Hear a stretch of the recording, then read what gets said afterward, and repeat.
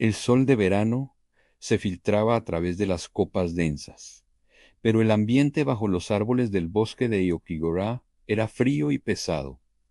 Éramos cuatro: Elena, la metódica; Marcos, el escéptico; Sonia, la nerviosa; y yo, Cruz, el documentalista, con mi cámara de alta resolución al hombro. Habíamos venido a grabar un documental sobre las leyendas urbanas de los bosques menos transitados, buscando ese borde fino entre la verdad y el mito. El título provisional, El eco del vacío a la caminata inicial, fue incómoda. Aokigahara era conocido, por supuesto, por ser un lugar de finales, y ese silencio opresivo que lo envuelve todo se sentía como un grito ahogado. Ignoramos la señal de advertencia que pedía a las personas con problemas que buscaran ayuda, y nos adentramos en el laberinto de musgo y raíces. A las 2 horas nos topamos con un objeto, una mochila de senderismo desgarrada, casi oculta bajo un helecho gigante. «Mira esto», dijo Elena, arrodillándose. Sacó una libreta. Las páginas estaban llenas de apuntes botánicos, dibujos de hojas y setas, y una escritura frenética en las últimas hojas. La simetría es incorrecta. Lo vi reflejándose. No era yo. Ay, Marcos se encogió de hombros. Otro excursionista que perdió la cabeza. Típico del lugar.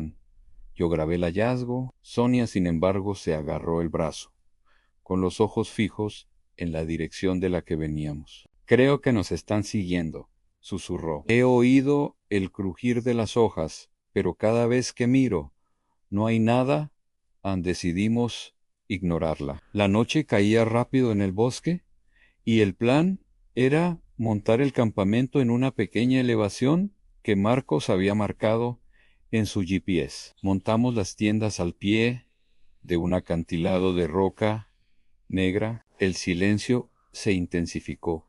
Un vacío auditivo que hacía que el zumbido de mi cámara pareciera un motor a reacción. Mientras Elena revisaba las notas del diario encontrado, Sonia comenzó a llorar en silencio. «El diario», dijo, señalando una página que había pasado desapercibida. «Hay un mapa aquí. Marca una ruta en espiral y un símbolo, un círculo con una cruz justo en este acantilado». Marcos se burló. «Una broma de mal gusto, seguro. Olvídalo». Pero la libreta cayó de las manos de Elena cuando una luz pálida y enfermiza se encendió en la pared del acantilado, a unos 20 metros sobre nuestras cabezas. No era una linterna, era una luminiscencia estática, sin fuente visible, como si la propia roca estuviera emitiendo un frío fulgor azul. «¿Qué diablos es eso?», dije, apuntando mi cámara. El primer vuelco escalofriante, cuando Marcos amplió la imagen en la pantalla de mi cámara, no era solo luz, era la silueta de una puerta, una perfectamente tallada, fuera de lugar en esa roca natural, y la luz azul parecía fluir por las grietas de su marco. Elena murmuró: «No hay registros de estructuras aquí. Nadie puede haberla construido». El silencio se rompió cuando una voz distorsionada, baja y siseante pareció salir de la puerta. No hablaba un idioma reconocible, sino más bien una serie de chasquidos y susurros que erizaban el vello. Marcos, el escéptico, fue el primero en ceder. «Nos vamos ahora, justo cuando recogíamos el equipo a toda prisa». Sonia soltó un grito estrangulado y señaló hacia el bosque oscuro. «Mírenlo». Vimos un reflejo. No era un brillo en los ojos de un animal, sino el reflejo perfecto y cristalino de nuestras 4 siluetas, inmóviles, mirándonos desde la oscuridad a 10 metros de distancia. Pero la dirección era incorrecta. La fuente de luz estaba detrás de ellos, no delante. Son los que perdieron el juicio, dijo Elena, con la voz temblando. Los que se fueron siguen aquí, pero de otra forma corrimos. Corrimos sin rumbo durante lo que parecieron horas, ignorando las tiendas, la cámara, todo, simplemente huyéndoles a los reflejos estáticos. Finalmente nos dimos cuenta de que estábamos de vuelta. Habíamos regresado al mismo punto, el acantilado y la puerta azul. Imposible, jadeó Marcos. He revisado el GPS, hemos caminado en línea recta durante 2 horas. El GPS de Marcos estaba apagado, la batería drenada, el mío también. El bosque nos había engañado o algo lo había hecho. El mapa de la libreta, dijo Elena, con los ojos muy abiertos. La ruta en espiral. El bosque quiere que vayamos ahí y nos acercamos a la pared del acantilado. La puerta luminosa estaba más intensa. En el suelo, junto a las raíces, vi algo brillante. Lo recogí y era un anillo de plata grabado con el mismo símbolo de la libreta, ¿no? El círculo con la cruz. El segundo vuelco, escalofriante, en el momento en que recogí el anillo, la luz azul se apagó. La silueta de la puerta desapareció. El acantilado volvió a ser solo roca negra e inerte. Pero ahora, en el centro donde estaba la puerta, había una pequeña abertura, un agujero estrecho, como una boca. Sonia se desmayó. Marcos y Elena intentaron revivirla. Pero yo me acerqué al agujero. Una ráfaga de aire cálido y pútrido salió de él, pero el hedor era secundario a lo que sentí, a una irresistible sensación de hogar. Desde el agujero pude ver algo, una pequeña caverna, iluminada por una luz roja pulsante, y en el centro, un espejo circular colgado de la pared. Javier, no lo hagas, gritó Elena Marcos. Intentó agarrarme, pero yo ya estaba en la boca del túnel. Me arrastré por el túnel, no era largo, quizás 5 metros. Cuando salí, entré en una gruta natural, pequeña y circular. La luz roja latía como un corazón. En el centro, el espejo circular colgaba. Me acerqué, tercer vuelco escalofriante.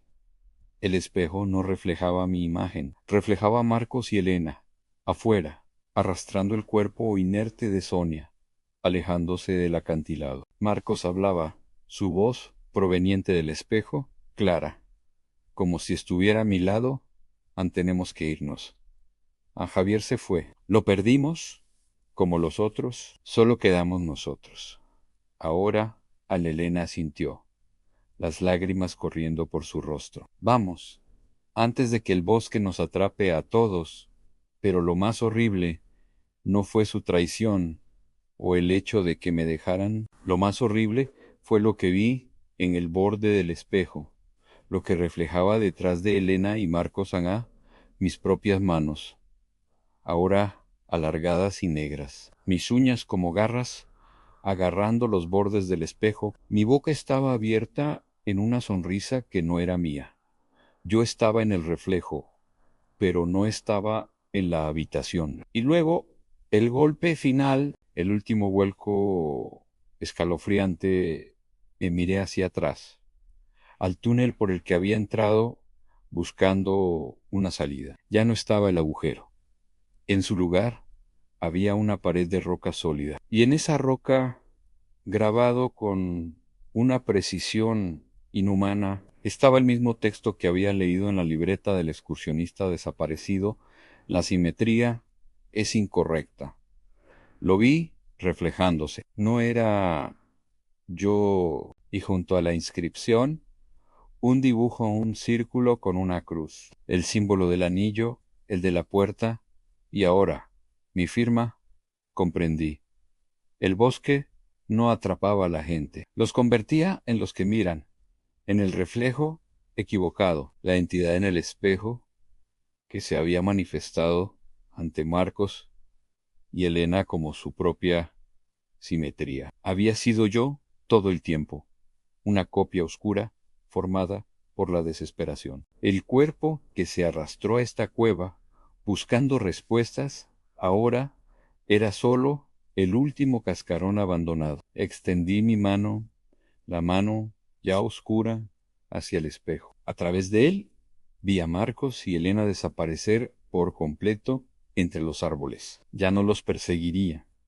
Esperaría a la próxima cámara, a la próxima libreta, a la próxima persona que buscara el borde entre la verdad y el mito. Porque ahora era la verdad y el mito era lo que la gente veía antes de desaparecer. La luz roja se intensificó. Me senté junto al espejo, esperando el momento en que alguien más sintiera la irresistible sensación de hogar emanando del bosque. Elena y Marcos corrieron hasta que sus pulmones ardieron, dejando atrás no solo la cueva, sino también la idea de que conocían su propia realidad. El bosque, que antes era una masa impenetrable de verde y marrón, ahora era un laberinto diseñado con malevolencia. Arrastraban a Sonia, que seguía inconsciente, un peso muerto y frío que no podían abandonar. Tenemos que salir, jadeó Marcos, limpiándose el sudor helado. La luz, la puerta, el reflejo, todo era para distraernos, para que Javier se metiera. Estaba destinado a él. Elena negó con la cabeza, con los ojos fijos en la oscuridad. No, Marcos, estaba destinado a uno de nosotros. El reflejo nos vio a los cuatro y el mensaje en el espejo era un aviso. Se detuvieron en un claro de musgo pálido. La noche era total y el silencio había vuelto, pero no el opresivo, sino uno expectante. Marcos encendió una linterna y el haz blanco cortó el aire. En el centro del claro, bajo un árbol gigantesco, encontraron la mochila de Javier. La dejamos atrás, dijo Marcos, aliviado. Pero el alivio duró poco. La mochila estaba abierta. Dentro, su cámara de alta resolución estaba intacta. Marcos la tomó y la encendió, buscando una pista. En lugar de los últimos segundos de Javier entrando al túnel, la pantalla mostraba una grabación de 24 horas después. En el video, la luz del día se filtraba. La cámara estaba en el suelo de la gruta de roca, enfocando el espejo circular. Marcos y Elena se agacharon, observando, hipnotizados. El reflejo en el espejo era el de Sonia. Estaba de pie, viva, sonriendo con esa inquietante serenidad que Javier había notado en la libreta. Se acercó al espejo y susurró algo en el cristal. Ella está viva, murmuró Elena, con la voz quebrada por la esperanza. Entonces se hizo a un lado, revelando lo que el espejo reflejaba detrás de ella. Eran Marcos y Elena, durmiendo, acurrucados uno contra el otro en las tiendas de campaña que habían abandonado. Parecían estar a salvo unas horas antes. La Sonia del video se rió, una risa que sonó como metal raspado, y dijo: ya era hora. Vengan, mis hermosos reflejos. Juntos estaremos completos. Luego, la Sonia real, la que yacía inerte a sus pies, se agitó y abrió los ojos. Estaban completamente blancos. Sonia se levantó con una fluidez antinatural. No parecía hostil, solo vacía. Gracias por traerme de vuelta, dijo con la voz de Sonia, pero con una cadencia demasiado perfecta, demasiado plana. El bosque me encontró, me dio lo que siempre quise ser o viceversa. Marcos retrocedió, su linterna temblando. Sonia, ¿qué te pasó? ¿Dónde está Javier? Javier está donde tú lo viste, detrás del espejo, respondió Sonia. Señaló el cielo nocturno. Ahora el bosque me quiere a mí. Aquí y a ustedes. Ahí Sonia no quería hacerles daño. Quería intercambiar lugares de una forma que desafiaba toda lógica. De repente, una fuerza invisible y gélida envolvió a Marcos y Elena, tirándolos hacia la base del árbol. El aire vibró con el sonido siseante que habían oído cerca de la puerta. Marcos sintió que su piel se estiraba y que la luz de la luna lo enfocaba, como si estuviera siendo preparado para una fotografía. No lo permitiremos, gritó Elena, luchando contra la presión invisible. Sonia sonrió, la sonrisa de la chica que conocieron, pero en el rostro del vacío. Ya es demasiado tarde. El bosque necesita simetría. Necesita 4 de ustedes fuera, 4 de ustedes dentro. El precio por ver demasiado es pagar con el reflejo. La fuerza se hizo insoportable. Los dos cayeron de rodillas y Marcos vio algo moverse en el tronco del árbol. No era un nudo, sino una ranura larga y delgada, como la lente vertical de una cámara antigua. Y entonces lo vieron. A través de la ranura, vieron la imagen de lo que estaba a su lado, su reflejo, pero distorsionado. Elena era translúcida, sus ojos 2 pozos de angustia. Marcos era un amasijo oscuro, pero su boca se movía en un silencio perpetuo. Marcos intentó gritar, pero su voz se extinguió en un susurro. En ese momento de terror mudo, Elena se dio cuenta de algo. El anillo de plata que yo había encontrado y que Marcos había guardado inconscientemente en su bolsillo. El anillo, gritó ella, aunque el sonido era diminuto. Es un ansello. El símbolo es una llave. Marcos, impulsado por una comprensión repentina e instintiva, sacó el anillo. No tuvo tiempo de pensar, lo presionó con fuerza contra la ranura del árbol. El árbol rugió. La ranura no era la abertura de una cámara, era el ojo de una criatura inmensa. La criatura se retorció y en su dolor liberó a Marcos y a Elena de la fuerza invisible. Pero la liberación tuvo un precio. Cuando cayeron al suelo, el dolor no se detuvo. Miraron sus manos.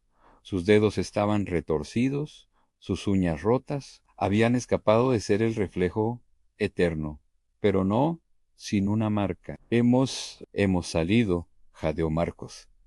Mirando a Sonia, Sonia estaba ahora inmóvil, sus ojos blancos fijos en la nada. El bosque estaba en silencio de nuevo. Recuperándose, se levantaron y se alejaron, sin atreverse a mirar atrás. Sin mirar si Sonia volvía a levantarse, sin buscar la cámara de Javier. Corrieron y corrieron y corrieron. Una semana después, Elena y Marcos estaban de vuelta en la ciudad. Se encontraron en un café, pálidos, delgados, pero a salvo. La policía había desestimado su historia como histeria postraumática. Nadie encontró rastro de Javier ni de Sonia. Nos salvamos, dijo Elena, bebiendo café con manos temblorosas. Volvimos a la realidad, sí, dijo Marcos. Pero ¿a qué costo? Ambos tenían las manos permanentemente dañadas, la piel estirada y sensible al frío, pero eso era secundario. El giro final y más espeluznante, Marcos miró por la ventana del café hacia la calle concurrida. Vio a una mujer con un abrigo rojo esperando el autobús. Entonces, Elena tocó su mano. Marcos, mírame. Él la miró. Ella tenía una expresión de terror absoluto en su rostro. Desde que salimos del bosque, susurró Elena, siempre que me veo en un espejo o en el reflejo de un cristal, solo me veo a mí. No pasa nada. ¿Y qué pasa conmigo? Preguntó Marcos. No has cambiado, dijo ella. Ella eres tú mismo. El reflejo es correcto. Pero en ella se inclinó, su voz apenas un aliento. A veces, cuando te miro directamente, veo por una fracción de segundo que hay alguien más de pie justo detrás de ti. Marco sintió un escalofrío que no tenía nada que ver con la temperatura.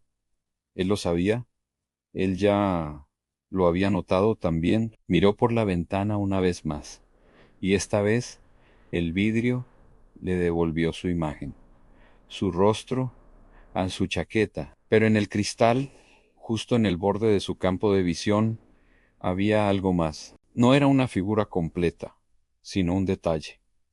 La imagen reflejada de Marcos tenía el anillo de plata firmemente puesto en su dedo índice. Marcos recordó dónde había dejado el anillo, incrustado en la ranura del árbol, el ojo del bosque. El anillo estaba allí, en el reflejo, aunque no estaba en su dedo real. El reflejo no era un espejo, sino un recordatorio. El bosque les había permitido salir, pero solo después de asegurarse de que al menos una parte de ellos se quedara atrás, anclada en el otro lado. Lista para ser observada, lista para ser el nuevo eco del vacío en. Y lo peor de todo, a veces, al despertar, Marco sentía un vacío en su boca, un impulso innato de alargar la mano hacia el reflejo más cercano y susurrar, en un siseo bajo y perfecto, las palabras que sabía que pertenecían al otro lado. Allá era hora. Vengan, mis hermosos reflejos. Juntos estaremos completos.